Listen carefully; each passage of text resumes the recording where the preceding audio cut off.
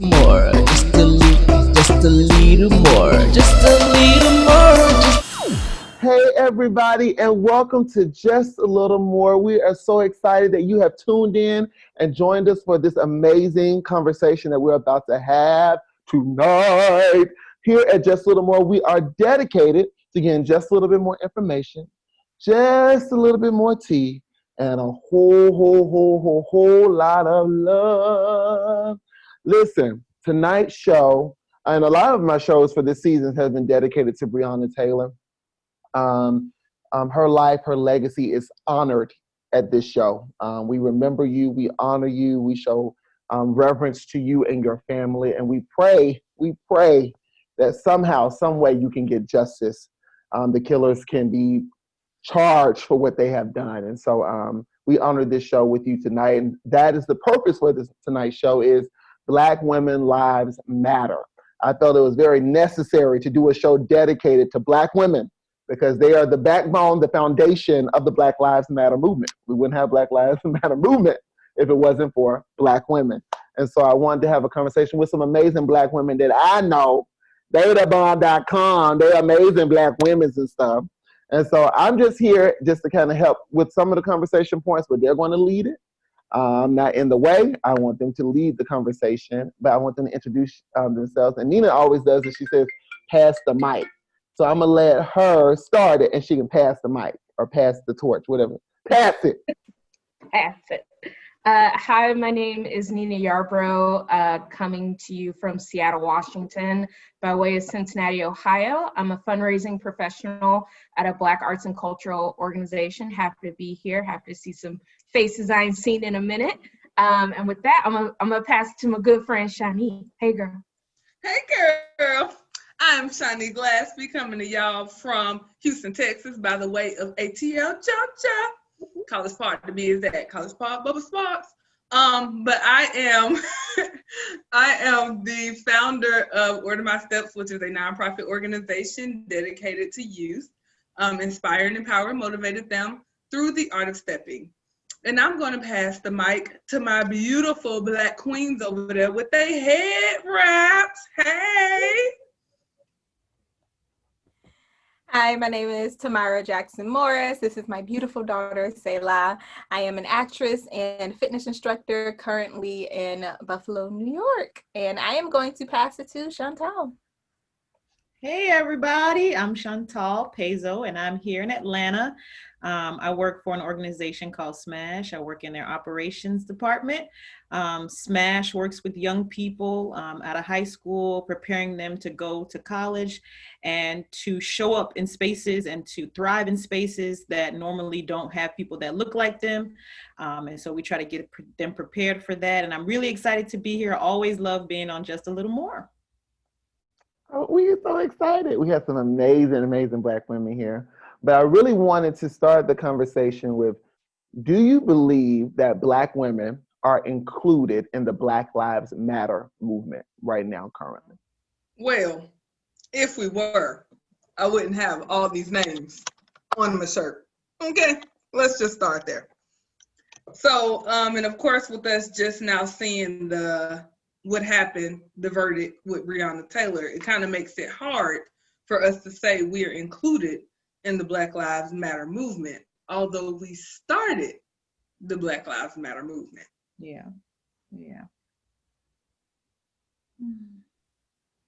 I feel similar. I think you could very easily say that on the surface level, Black women, Black femmes are included. And I extend this to like all the breadth of like what Blackness means and Black femininity, because it is diverse and it shows up in a lot of different ways. But we're definitely not at the center, and we are among the most vulnerable. I would say, like next to like Black trans women, Black women, like we start movements, we show up, but our voices get kind of neutered and decentralized. Just because, I mean, that's how misogyny works, that's how patriarchy works. And just because we also have to reckon with the fact that those things do show up in our communities. Like patriarchy and misogyny are not exclusive to white or white leaning or white centered cultures. They show up everywhere. So Absolutely. Do I feel a part of it? I don't know anymore. I thought we were a part of it. It's an increasing letdown, I guess. It's like, here we are putting ourselves on the line and preaching and talking and delivering the message, and what the movement was supposed to be about was supposed to be protecting all of us, all Black people, all whatever they identify as. And it's become like, okay, talk for us, but we won't stand for you. So that's how it feels now.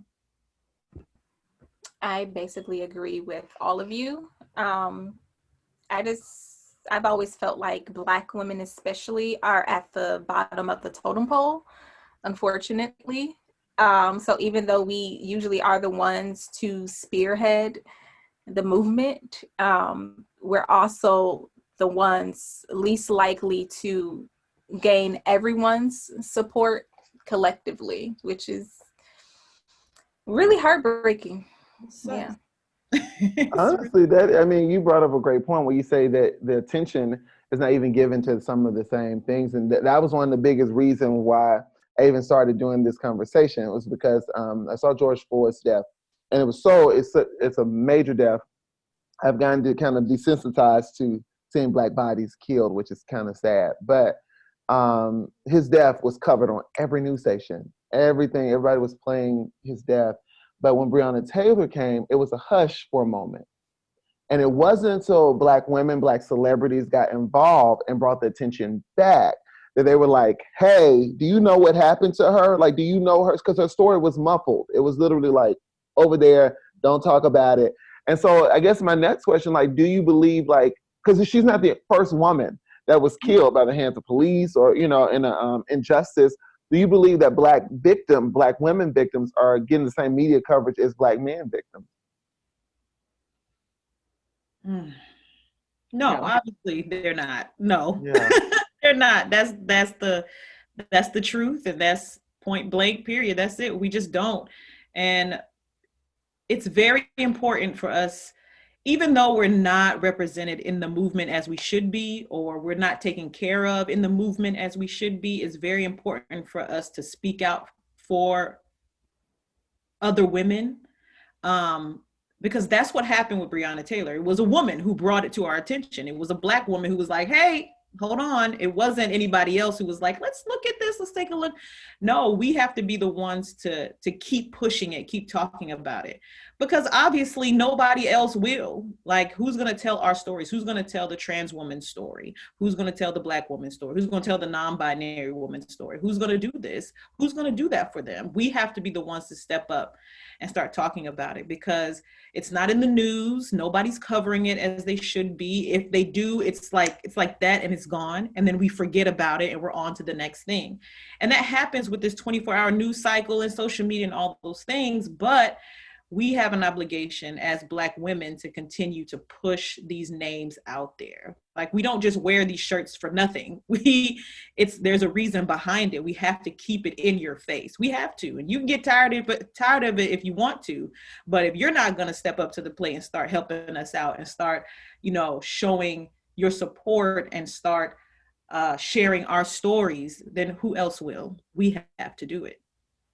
And I believe that that's what you mentioned, how we're pushing each other's stories, pushing the stories of the Black women. I believe that to be a problem, because not only are we pushing the Black women's stories, we have to also push the Black men's stories.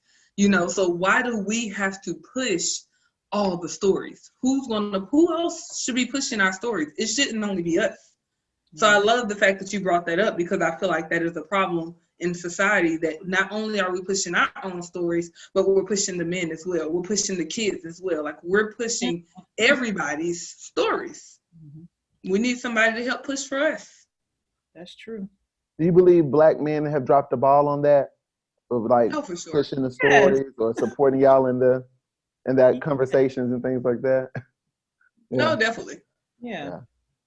I mean, because if you're not immediately affected by it, it's the same thing with racism. If you're not immediately affected by it, then it goes unnoticed. Mm-hmm. And so then you're like, oh, well, I'm not racist, but I'm not, it's not hitting me. So I can say that, it's same thing with the men. Oh, I'm not a woman. It's not hitting me. So I don't have to worry about it. If you're not immediately affected, then you kind of tune off of it instead of really trying to figure out what's going on in the world. Step outside your bubble and understand that there are other people out there besides you.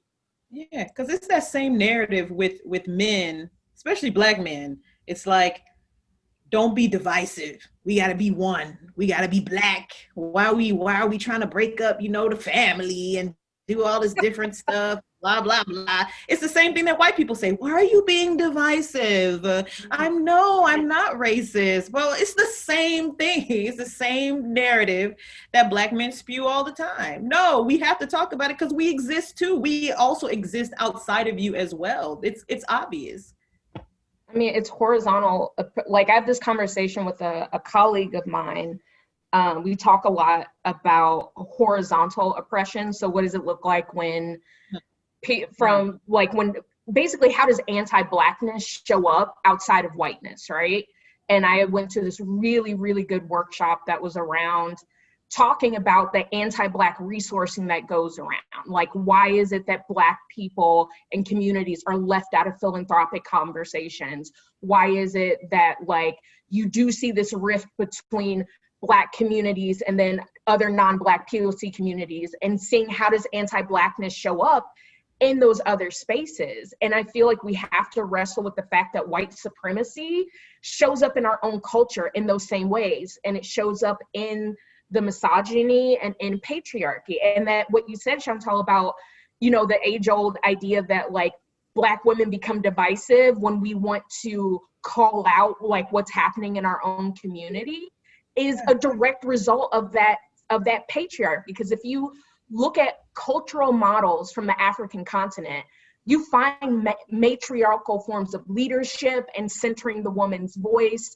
and her prowess. But it's not until we get transplanted here and all that Eurocentric Christian male authoritative stuff becomes very prevalent. And you find that in all of the places that white Europeans have colonized, places where matriarchy was seen as equal to, if not above then, of patriarchy. Like, it's insidious, and we have to, I feel like, for us to really wrestle with the questions that we're presenting, like, we have to deal with what's happening in our own community and how it shows up with, like, anti-LGBTQ stuff, how it shows up with people who are like, any of the isms that you can find outside of your own community, you find that same oppression inside. And it's like, are we about Black people, or are we about certain types of Black people? Ding, ding, ding, ding. You just did preach. I didn't mean to cut you off, Chantal, but that's the real. And that's a big thing. It's a certain, and I see that a lot in Black men. It's all about a certain type of Black man, a certain type of Black group. It's a certain type. Are you just for Black folks? Because if you just for Black folks, then I can rock with you. But if you for a certain type, no, I can't. So sorry. You just preaching. You're absolutely right. It's always for the certain types. Everyone is excluded except Black people. But what Black people are you talking about? Like, be specific. We got to start leading with that. So you for Black people? Okay, which ones? Tell me now, because I need to know. Right. Because I can stay here, I can keep it moving. Because you're wasting my time if you're not for all of them. Oh, I thought Tamara was going to say something. So I guess, okay, this goes into, like, a little bit part of another, it's transitioning to another part of the conversation of just Black women's voices. And me teaching Black babies, I've realized that a lot of times when Black girls speak, they are kind of almost characterized as either having an attitude, or she fast, or she doing the most. But if a Black boy do it, he's just, look at him. He's just so energetic. He has so much energy. But if a Black girl, she's sassy. And so I want you to speak about a time I guess, in your life where you've had that put on you, that angry Black woman kind of title when you were just kind of speaking your mind, but and why do you think that even is even a thing? I just want to say, look at all of our faces right now. It's like which moment you want. Right. Yes, Right. I got plenty. I got plenty. Well, first I was going to mention the documentary and the book, Push Out: The Criminalization of Black Girls in Schools. I just watched the documentary. I watched it during the ABFF virtual film festival, and it was really eye-opening. There were so many young girls who experienced this exact same thing, the same thing you were talking about, Jonathan. One little girl in particular, she had a year of basically being bullied by her teacher. And of course, initially her parents were just thinking, she's just acting up in class. Of course they entrust the teacher. So whenever the teacher says your child is doing this, they're going to side with the teacher. So eventually it got to the point where she walked out of school one day because the teacher basically put her in the hallway, left her there for recess. I think even for lunch, like nobody came to check on her. So eventually she got up, she left the building. She was gone for about 3 hours before the school even knew she was gone. She walked to, I think she ended up at a gas station or something because she was thirsty. She asked for something to drink. So then whoever worked there, they called the police. They thought it was suspicious. They say, there's this girl here and she's all by herself. They asked how old she was. She said she looked like 2 years older than what she actually was. I don't know. She was like 10 at the time. So I think she said she was maybe 12, but still. The officer basically said, oh, she's probably just like a runaway. It's fine. Nobody came. Because she definitely said it was a Black child.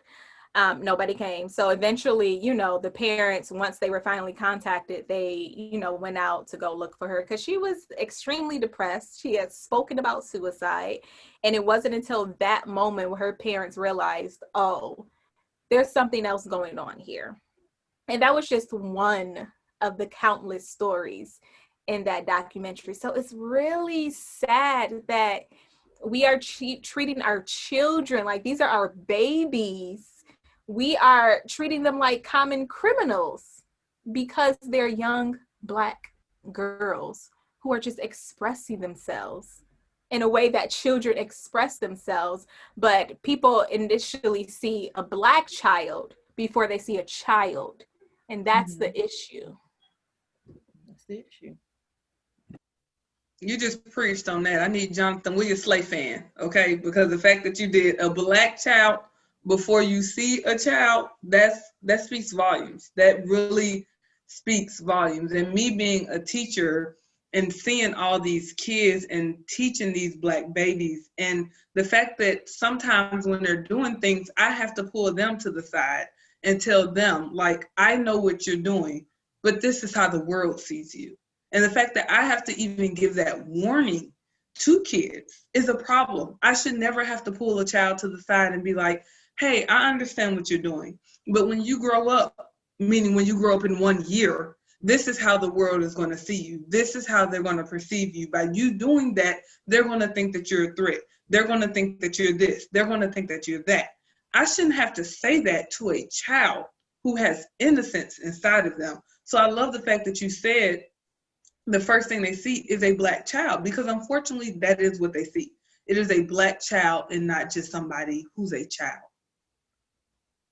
Yeah. My blood is boiling. Like I'm hot.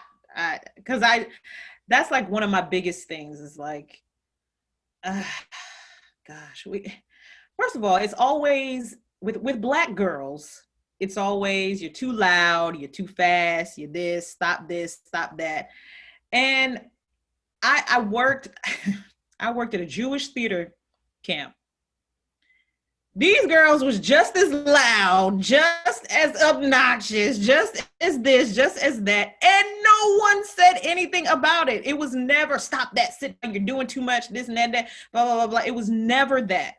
And then I transitioned to work with Black children and Black young girls. And it was always like putting chains on who they were. You know, it was always like, stop that. Why are you doing that? You're doing too much. That irks my nerves. You doing too much. When you tell a Black child that, you've lost me. Stop telling the Black child you're doing too much. No, you're not doing enough. Do more. Do more. Be more of yourself. Express yourself. We can't all be quiet and shy and, you know, turn it off when a certain person comes in the room, especially children. Let children live. Let Black girls live. Like, it's not being fast. If you see that, yes. If a child is doing something inappropriate, I'm not saying Black girls do that, and that's not all the 100% of the time. But if you see that, sure, call it out, let her know.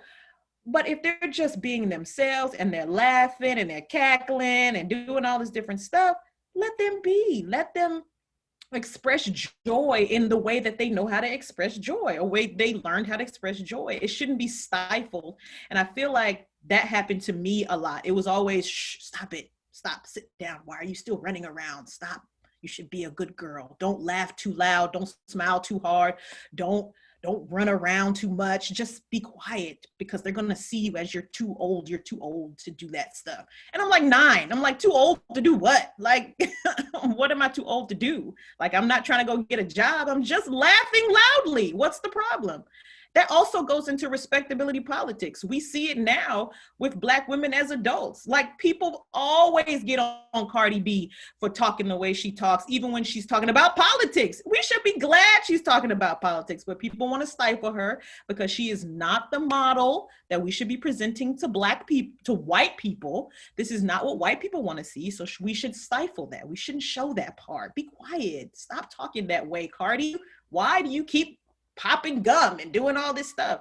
But that's her. That's who she is. Leave her alone. Leave Black girls alone. Let them be. I love that you said that. Go ahead, Nina. What were you about to say? I want that, like, leave Black girls alone. Let them live. That's all. Like, that's Needs what to be on a shirt. Like, Right. because Alone. it was just when you said you were getting hot, I was getting, because there's that's the thing, is that it's not a simple thing either. It's complex, right? Mm-hmm. It's all these different systems stacking on top of each other, and it's not an oversimplification to trace the history of that, right? Is that if you look at the over-sexualization of the history of Black women in this country, and the over-sexualization of women, period, right? And how that shows up in, like, Western culture. And of course you end up where we are today. Things that are innocent, that are normal, that happens, that kids do, you end up in your adult mind placing all these things on it. And also what I was hearing from you, Chantal, is talking about the fear, right?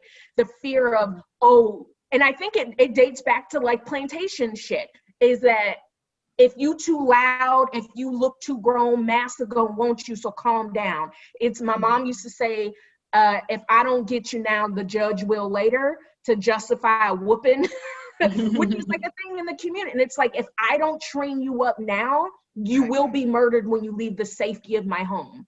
Because the safety of childhood is even more truncated for Black bodies.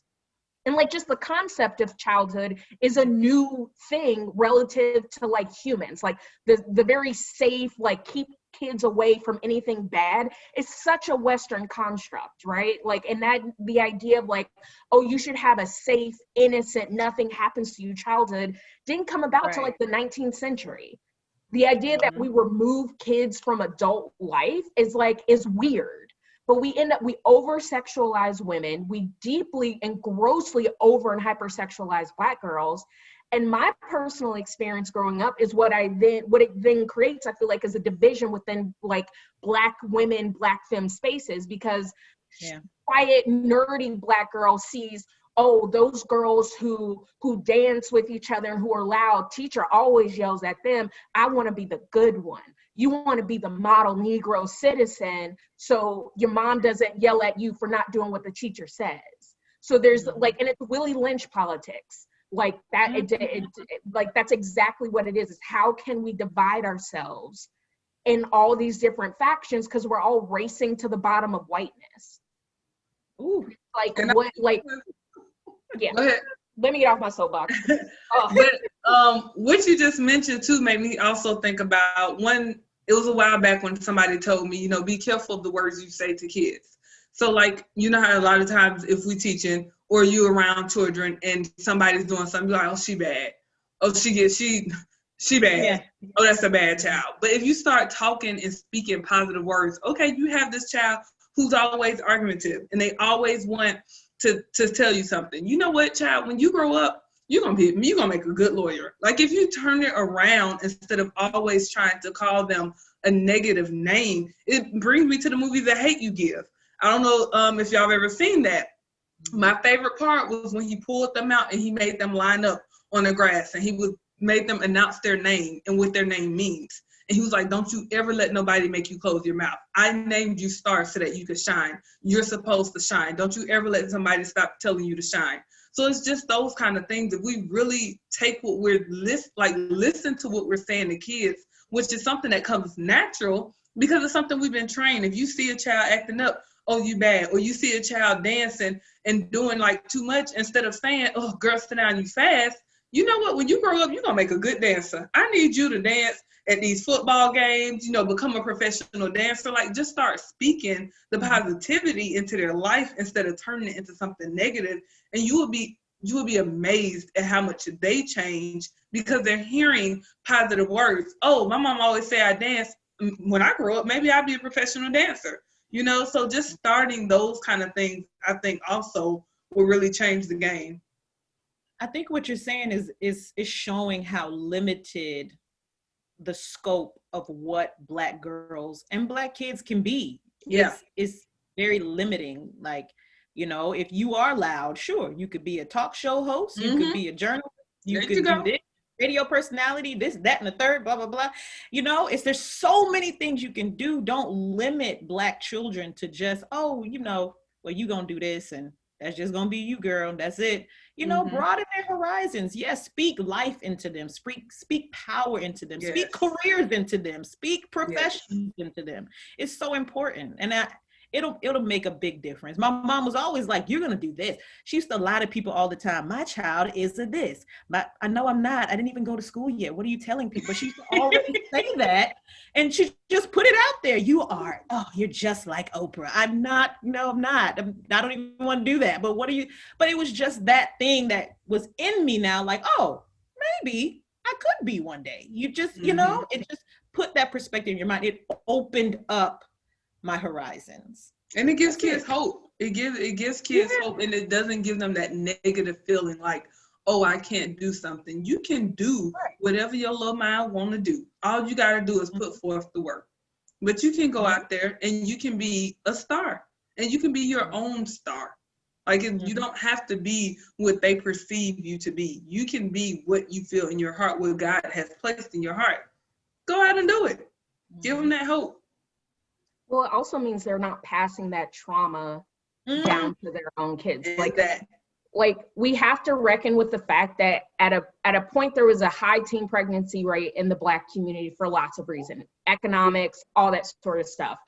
And of course, if you have kids raising kids and with no support, like not enough income, messes with the family dynamics, any bad trait that you're gonna get from like a teen parent is it always would break my heart whenever I would see these young moms with these kids like barely a year old yelling at them to not cry, calling little babies, you so bad, like why you being so bad? Like the baby has no idea, but they're starting to hear those words so early. And I think we have to it's not just external, right? It's not just about what white culture has done to us. It's about what we are allowing to keep showing up in our own community. Therapy. Right? Oh my God. Oh. if I could give one, if I had $1 trillion, the one thing I would do is get therapy for every Black-bodied human being on the planet. Yes. Like, Yeah. oh, Yeah, because I think that's what's saving us right now. Oh, That's what's saving me. Yeah, because it's now popular. It's now the cool thing to do is to get it. And I'm honestly at this point, I'm glad that it's the cool thing because it's making people do it. And then we're realizing that there is a healing process behind it. There's no more stigmatism of the therapy and, oh, you shouldn't go to therapy. Oh, Black people don't do therapy. But the fact that now it's the popular thing. It's the cool thing. You know what? It's healthy. Let it be the cool thing. If it's going to get people healed and it's going to get people the clarity that they need, let it happen. Right. And the people who need it the most are Black women. Because if we're going to carry the whole world, we're going to have to talk to somebody about it. Come on now. It should be free for Black women. It should. Agree. Therapy for Black Girls is a podcast that if people are listening and they don't have access to it and you just need an entry point, Therapy for Black Girls. It's run by a really great, dope Black therapist. I think she's a trained psychologist. And it's just like, obviously it shouldn't replace actual therapy, but if you need an entry point, like just listen to it. They have an Instagram too. My sister literally just told me about them a few weeks ago. Oh, I'll make sure I add them on the link behind. I think Black female therapist is also a really good resource. They also, you can sign up for like their text. They send out daily affirmations. I just signed up the other day. And these past 2 days, it's really been getting my life together. Yeah, use all the resources you can get your hands on. Yeah, absolutely. So how can men or people be true allies to Black women? Because I know y'all are running the world. I mean, I know. Child, I have this cup for a reason. I don't use Google because I have my mama. Listen, Val,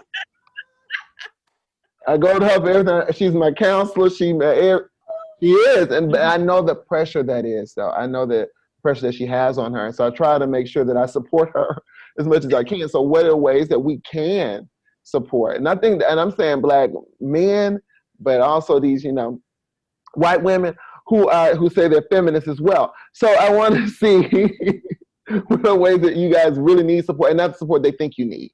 What is support that you really need or to be a true ally?